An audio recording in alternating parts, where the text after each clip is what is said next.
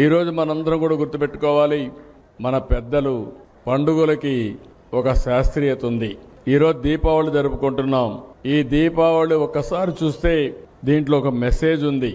నరకాసురుడు ఆ రోజు ఒక రాక్షసుడు సమాజాన్ని అతలాకుతలం చేసే పరిస్థితి వస్తే కడాన మనందరం చూస్తే సాక్షాత్తు కృష్ణ భగవానుడే సత్యభామతో వచ్చి ఆ రోజు నరకాసురుడిని వధించి ప్రజల జీవితాలకు వెలుగు చూపించాడు.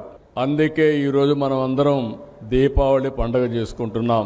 ఇది చూసిన తర్వాత మనం గుర్తుపెట్టుకోవాల్సింది, ఇంత మునుపు కూడా చరిత్రలో కూడా చాలా మంది రాక్షసులుంటే ఆ రాక్షసుల్ని ఎవరూ ఓడించలేకపోతే, లేకుంటే వాళ్ళని తుదముట్టించలేకపోతే కడాన భగవంతుడే వచ్చి వాళ్ళని శిక్షించి సమాజాన్ని కాపాడారు.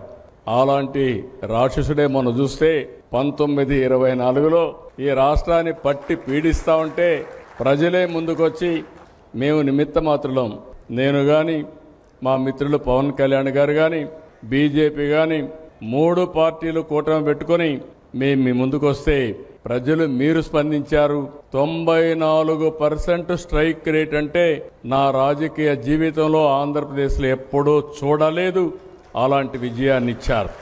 ఈ పండుగ మనకందరికీ ఒక మెసేజ్.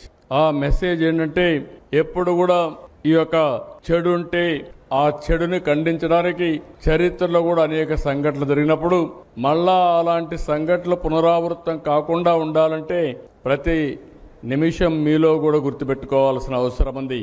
అందుకే ఇలాంటి పండుగలు చేసుకుంటున్నాం. దీనివల్ల ఒక మెసేజ్ ఉంటుందని చెప్పి కూడా నేను మీకు తెలియజేస్తున్నా. నేను అందుకే ఇటీవల అన్ని మీటింగ్లో చెప్తాను, ఎప్పుడు చెప్పేవాడిని కాదు.